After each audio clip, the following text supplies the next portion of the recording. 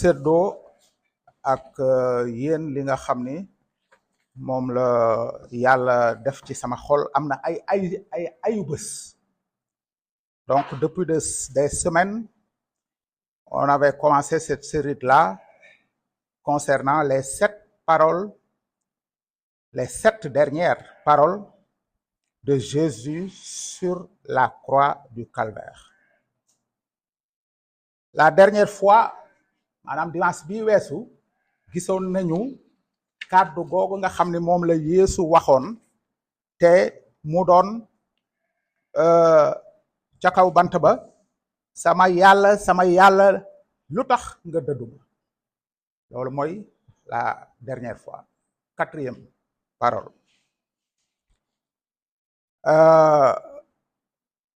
Te li ñu gisoon moo doon Yeesu ca kaw bant ba naqar ak metit wu rëy la fa doon daj. dañ koy nafaraat rek. Il a souffert sur la croix, beaucoup même. Et il savait qu'il allait souffrir sur cette croix-là. Mais il a fait focus sur cette croix-là. Il n'a pas enlevé ses yeux de la croix. Dafa dox wuti bant ba. Def nañu ay entrave ci kanamam mu jéggi dem. Seytaane def na ay galan ci kanamam, ay fakkatal ci kanamam mu jéggi fakkastal yooyu dem ba agsi ci bant boobu. Ndaxte loolu la waroon a def, ndaxte loolu la yàlla namoon ci moom ngir mu nekk ay ngëneel ci doomu aadama yëpp ci kaw suuf si, muy ku xonq ak ku weex, ku ñuul ak ku mboq. Képp kuy doomu aadama yor ñaari tànk di dox, ñaari bët, ñaari nopp, ñaari loxo, gémmiñ di wax, concerné na affaire bi daf ko concerné. C'est pas seulement pour les blancs, c'est pour l'humanité. Loolu dafa leer. Kàddu yàlla dafa wax ne ndaxte yàlla dafa bëgg àddina ba joxe jenn doomam ji mu am képp. Ngir lan? Ngir képp ku ko gëm am dund gu dul jeex te doo sànk mukk.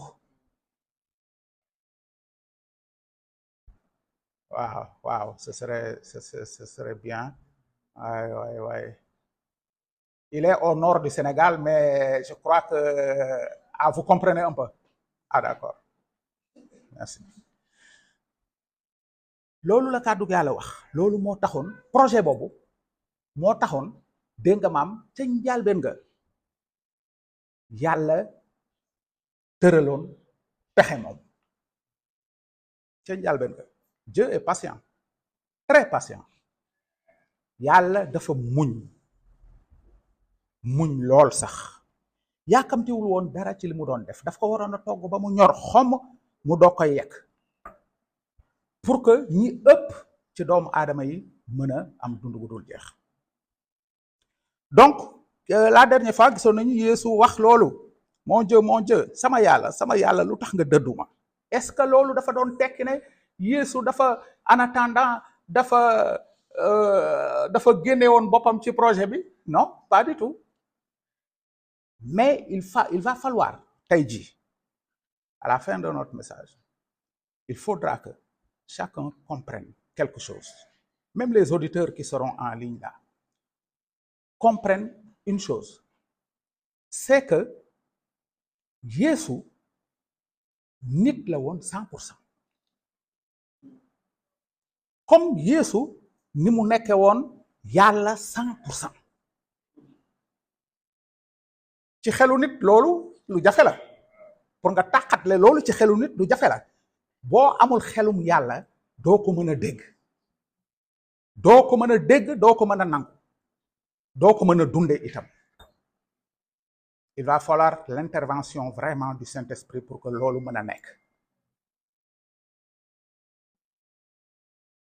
Ñun ñëpp au début de notre foi en Christ, c'était absolument pas possible d'entendre ça. Waxuma la comprendre que de dégg ko rek mënatoo dafa jafe woon. et pourtant loolu mooy dëgg gi. képp kuy jéem a woyofal affaire bi di la wax leneen lu dul loolu waxul li kàddug yàlla wax. kàddug yàlla li mu wax mooy loolu. yàlla ci kaw suuf, yàlla ci sunu biir. Il y a plein de versets bibliques dans la parole de Dieu qui affirment ça. Yeesu mooy yàlla ci sunu biir, yàlla mi ñëw tabernacle ci sunu biir, maanaam wàccee tantam dëkk ci suñu biir. tant boobu moo doon lan? moo doon jëmm Yeesu Christ. mais kan moo nekkoon ca biir? yàlla. Mon Dieu, pourquoi m'as-tu abandonné? Mais 3 heures de ténèbres, 3 heures de ténèbres sur la face de la terre. ñetti waxtuy lëndëm lan la woon? lan a ko waraloon? suñuy bàkkaar yemu yen woon. 3 heures de ténèbres amul fenn ci kaw suuf bu fu éclipse boobu amul woon. ngir lan? ngir màndargaal ne booba jamono yooye waxtu Yeesu mi ngi gàddu sunu peyu bàkkaar. mais xam nga Yeesu day def wàllam, mais kenn ku nekk mooy def wàllam itam. affaire bi loolu.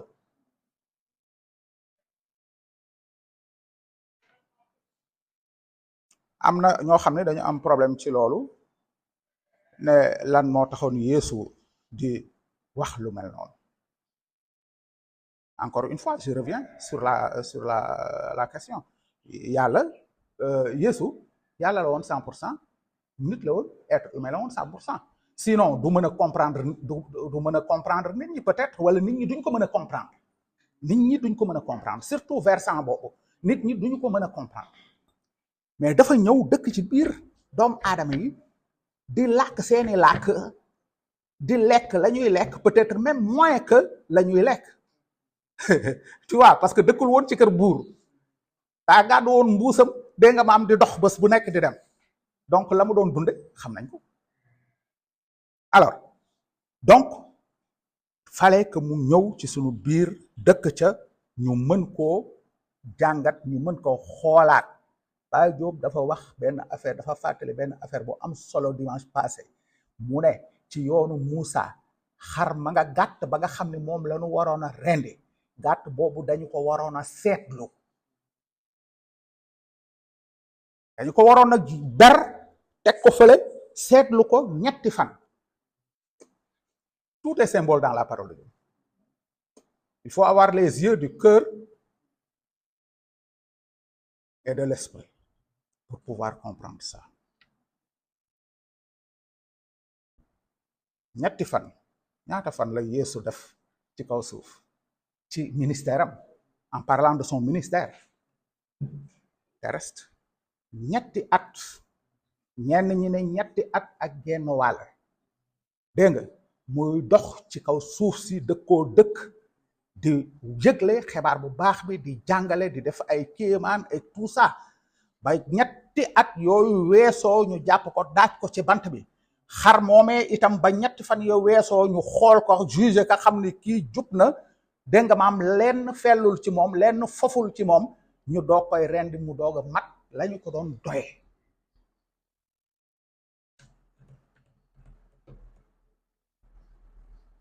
yàlla borom xam-xam la. mais Jésus amul woon benn bàkkaar, pourtant il était sans péché, mais dafa waroon a dee ngir ñun ñu am mucc gi, dund gu dul jeex. parce que kenn ci ñun ci deewam mënul woon racheter boppam. benn doomu aadama ci deewu boppam noonu mënu ci woon racheter boppam. rawatina nag ay jëf. quand on me parle des œuvres, ay jëf yu ñuy def, jëf musalul kenn, mënta musal kenn. dégg jëf dafa war a topp ci gannaaw ngëm ci Yeesu Christ. mi ngi mel na ab saret. boo jëndee sa saret fële, jënd sa fas, nga jël saret bi takk ko ci kanamu fas wi, bëgg saret bi yóbbu fas wi, loolu mën naa ne? mënta ne. c'est pas possible. C'est le cheval qui doit être attelé à cette charrette-là pour que le cheval quand on le fouette, il puisse avancer avec la charrette, en tirant la charrette. ay jëf mënul musal kenn su jëf du mënoon a musal kenn kon Yeesu Christ soxlawul muy ñëw ci ka àddina si mais dafa ñëw ngir musal nu ci sunuy bàkkaar. Maintenant nag il faut pas confondre je suis pas en train de dire que ni ay jëf amuñu benn njëriñ waaye jëf yi misaalam mooy saret bi ngëm gi misaalam mooy fas wi. C'est après avoir reçu Jésus dans notre vie, c'est cette foi-là maintenant qui va tirer les œuvres symbolisées par la charrette. Sans quoi du mën a dox waaye boo gëmul Yeesu Christ nga ne damay def jëf yu baax ça ne va servir à absolument rien. Absolument rien. Yo fàttalikul la yonent yàlla Esayi waxoon sunuy jëf yu jub yépp dañoo xasaw mel ni laytaayu liir. ña xamul woon yàlla moo taxoon muy wax yaa yi xamaguñu woon yàlla mais gannaaw ba ñu xamee yàlla nag suñuy jëf yu baax yooyu te jóge ci suñu biir xol yàlla dina ko gërëm dina ko récompenser.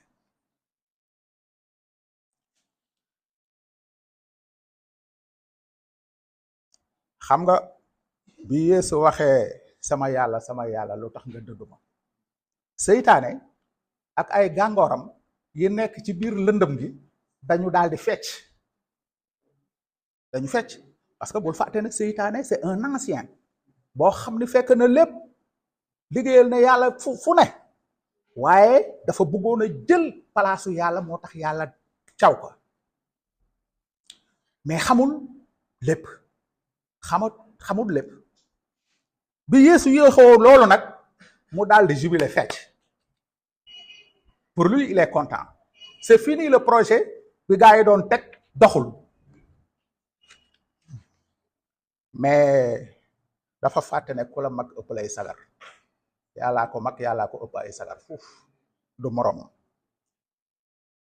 il a pensé qu'ils ont gagné ñu daal di fecc. Normalement boo gagné ab match wala benn combat de lutte da ngay kontaan da ngay jubilé da ngay tàccu da ngay tëb am na gars yu extrême yi sax dañuy tëb di dakase ak yooyu mais yàggul du yàgg parce que ca ñetteelu fan ba seulement ca ñetteelu fan ba Yeesu dekkee seytaane comprendre na li xew donc mais ca kaw bant boobu tamit loolu moo ñuy dugal ci sunu njàngum tey mi ca kaw bant boobu tamit fa la Yeesu jékki-jékki wax ne dama mar Jean chapitre 19 verset 28. Il n'y aura pas de texte à lire aujourd'hui parce que c'est seulement cette phrase-là. Verbe, sujet, verbe, complément. Képp waaye am solo lool ba jéggi dayoo sax dama mar bi mu nekkee ci yoonu dee ci tànki dee Yeesu dafa effectivement wax nañ ko léegi nit la woon 100% dafa denqale ñam bi nekk fii boo maree foofu ngay jëkk sentiré mar wi balaa nga koy xam mu nekk tàngu mbooya nga mar ci tàngu mbooya gisoo ndox moo naan foofu lay commencé te excuse-moi foofu lay mar wi di tàmbale te comme li ñu wax léegi Yeesu nit la woon itam donc il devait sentir la fatigue, il devait sentir la soif, il avait besoin de manger tant qu'il était sur cette terre-là. Kon mu wax ne dama mar, ça c'était normal. Non seulement c'était normal, mais aussi c'était une prophétie qui se réalisait là. C'était une prophétie qui se réalisait là. Il était Dieu, il était l'image du Dieu vivant, invisible. Donc lui, il était visible. Dieu le Fils, donc, était en train de mourir sur la croix, non seulement pour nos péchés, mais aussi pour accomplir des prophéties qui ont été dites sur sa personne. gars yi bu fekkee ay preuve rek la ñu bëgg preuve yaa ngi dans la parole de Dieu. Il faut pas les chercher ailleurs. Dans la Bible, il y a ces preuves-là qui montrent clairement qui est Jésus. Il n'y en a pas deux. Il n'y en a qu'un seul. Jésus. Et les preuves sont là. Donc, man damay content quand je vois la parole de Dieu, les dires de Jésus, qui ont été annoncés 600 ans avant, 1000 ans avant, 700 ans avant, 500 ans avant. Je dis, mais c'est formidable. Moi, ça fait partie, ces prophéties-là, ça fait partie des choses qui ont ouvert ma mémoire. Pour que je dise, mais lii kenn mënu ko woon def ko dul yàlla yàlla rek moo ko mënoon a def. En dehors de yàlla, personne ne pouvait faire des choses comme ça. Moi, ce que je dis aujourd'hui, c'est ce que je connais aujourd'hui. Ce qui vient demain là, je ne le connais pas. Mënu ma ko wax. Bu ma ko waxee tamit xëy na ci ay données scientifiques nga koy teg te ces données scientifiques là mën nañu soppeeku du jour au lendemain. ñaata woon la météo annoncé la pluie à 18h, la pluie n'est pas venue à 18h, n'est pas arrivée à 18h. C'est des données scientifiques. Yàlla moom kii yooyu mën na ko jaxase quand il veut, comme il le veut. Gars yi jaaxaan. Tu vois. Mais quand je vois ces prophéties-là dans la parole de Dieu, qui s'accomplissent dans la personne de Jésus-Christ, dans sa vie, dans ses actes même, moi je dis, alléluia, gloire à Dieu. Dieu sait ce qu'il fait. Et il est très patient pour les accomplir. Yàlla xam na li muy def te yàlla ku muñ la yàkkamtewul te lu ci nekk ca waxtu wa dina ko def na mu ko waroon a def. Moo tax en tant que disciple de Christ, nous n'avons pas besoin vraiment de bousiller notre vie dans la précipitation. Dieu a un plan pour la vie de chacun d'entre nous. Et il accomplira ce plan-là, ou ces plans-là, ils peuvent être multiples. Ils sont multiples même.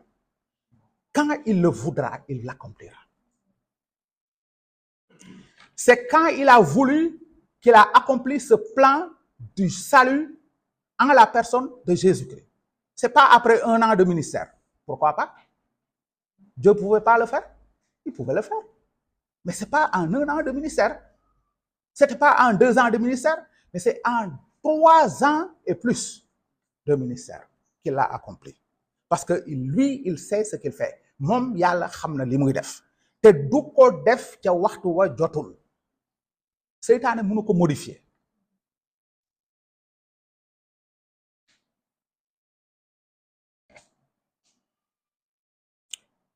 Loolu moo tax nag ci nitam Yeesu pouvait avoir faim, pouvait ressentir la soif, pouvait ressentir la fatigue. Fàttalikul bi mu ànd ak gars yi ci gaal gi lan moo xewoon dafa dem tëdd ci puju gaal gi et qu'est-ce qu'il a fait? Il s'est assoupi, il a dormi parce qu'il était 100% homme. Mais quand la tempête était là, il a agi en tant que qui? En tant que Dieu.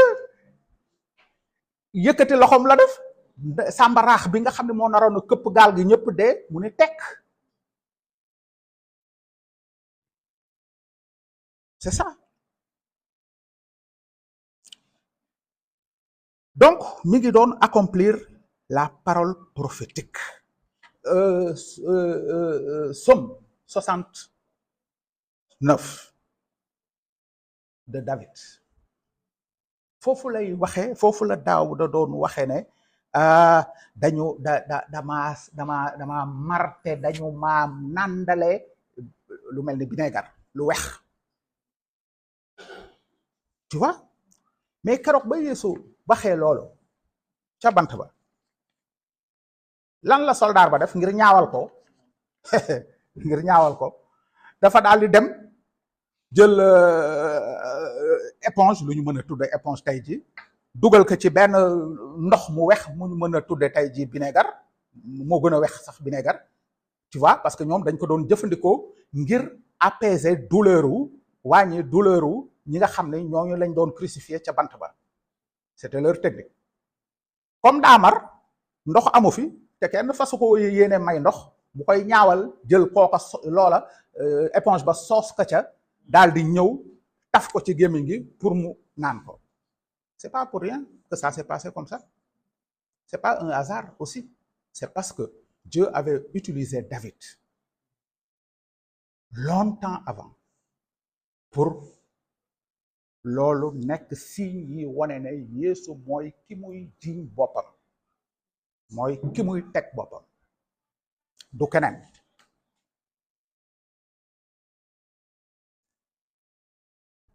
Mais ce qui est paradoxal là, ce qui peut sembler paradoxal mooy ci affaire boobu ki nga xam ne moom il se présentait aux hommes comme étant une source d'eau vive, c'est lui qui a faim et c'est lui qui a soif. Maintenant, ça c'est paradoxal. Vous voyez? Mais ça ne l'est pas aux yeux de Dieu. Hein? Qui pouvait dire qu'il souffrirait un jour de la soif? Lui qui disait un mot et l'eau sortait depuis le désert. Depuis le désert. Parce que bul fàtte ne Yeesu ma nga fa woon démb. Depuis le désert. Moom moo doon présenté boppam comme étant une source d'eau vive. Naka la ñu mën a imaginer une source d'eau vive mu mën a dem bay mar xanaa mënul woon a transformer atmosphère bi ndox génne ca jaillir ñëw dugg ci kii roog ni mais non il était en train d'accomplir la prophétie et c'est ça. Xam nga les gens s'arrêtent sur des comment ça s'appelle sur des détails yoo xam ne duñu ko xool en détail ay détails mais duñ ko xool en détail duñu détails yooyu pour xool bu baax loolu nan la mën a nekkee parce que sinon ce serait une contradiction. Or Dieu n'est pas contradictoire. li muy wax moo ñuy dépassé rek te ñun gëstuwuñu ko mais buñ ko gëstoo dinañ gis ni c'est pas une contradiction.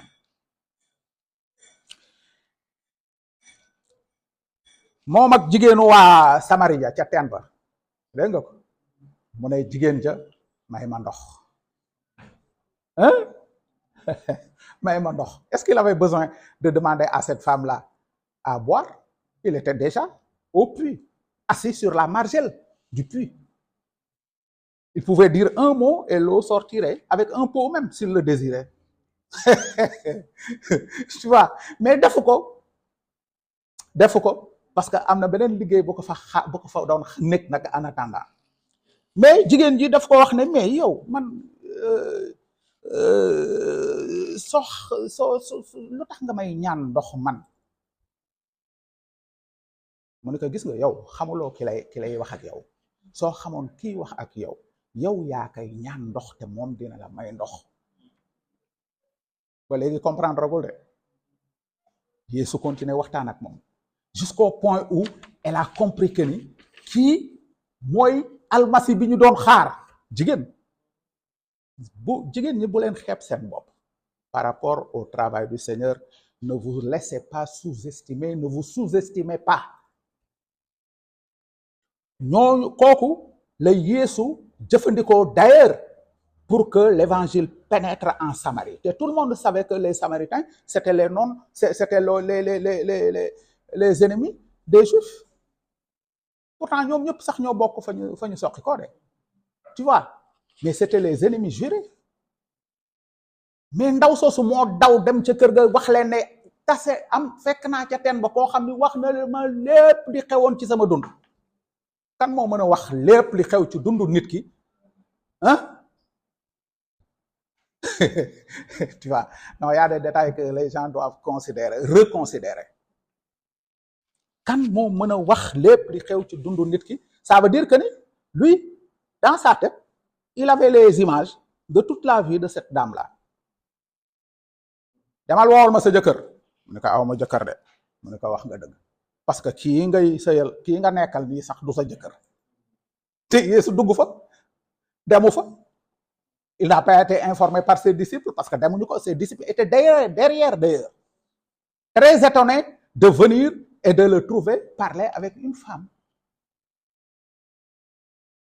Tu vois, demal wooyooli ma ki nga xam ne moom nga nekkandool yow amoon nga jëkkër yu bari macha allah ki nga nekk léegi du sa jëkkër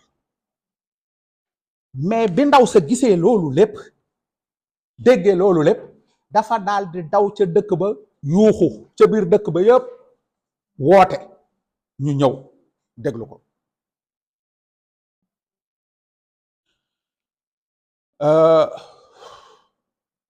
Yeesu Christ amul morom xëy na yenn saa yi sax gars yi daañ ko jàppee wax ju yàqu mais on va le dire tant qu'on sera sur cette terre là Yeesu amul morom kenn la li mu def li mu wax li mu dund gars yi defuñu ko waxuñu ko dunduñu ko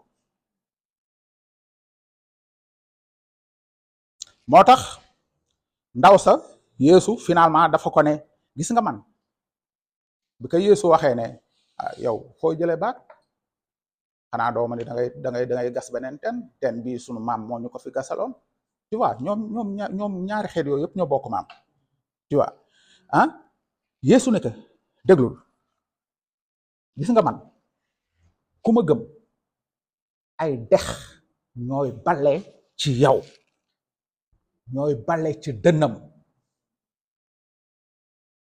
Ça c'est une image. Ça ne voulait pas dire des rivières qui couraient dans sa poitrine. Non, non. Mais ça voulait dire que les sources de vie du Saint-Esprit qui habitent en toutes les personnes qui croient en Jésus-Christ habiteront en elles, en toute personne qui croirait en lui. Donc, toi, en tant que chrétienne, toi, en tant que chrétien, il y a ces sources d'eau-là. Mais il ne faut pas bloquer ces sources d'eau-là. Il faut les libérer pour que ça fasse le travail que Dieu veut que cela fasse. Libérez les sources d'eau.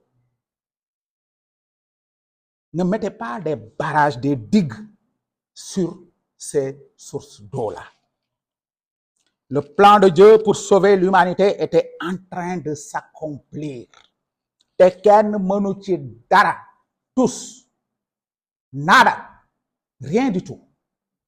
Kenn bu ci kenn mënoon dara en 2024 on ne serait pas ici en train de parler de Jésus-Christ de Nazareth. Yàlla li muy liggéey mi ngi koy liggéey li mu bëgg a def dina ko def ca waxtu wa nga xam ne moo ko soob.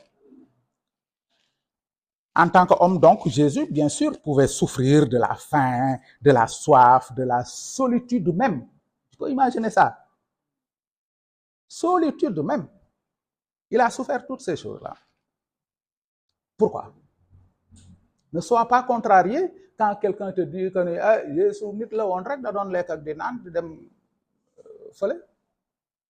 Ne sois pas fâché parce qu'il ignore l'autre côté et c'est à toi de lui présenter l'autre côté. Ne te fâche pas, ne t'énerve pas. Mais présente-lui l'autre côté bi nga xam ne moom xamu ko beneen côté ci Yeesu bi nga xam ne kooko xamu ko présente ko calmement et respectueusement et tu verras. Puisqu'il était 100% homme, il devait avoir faim, il devait avoir tous ces besoins-là. Mais il était aussi 100% Dieu, 100% Dieu, dis-moi. Donc, en tant que Dieu, il pouvait faire ce qu'il a fait.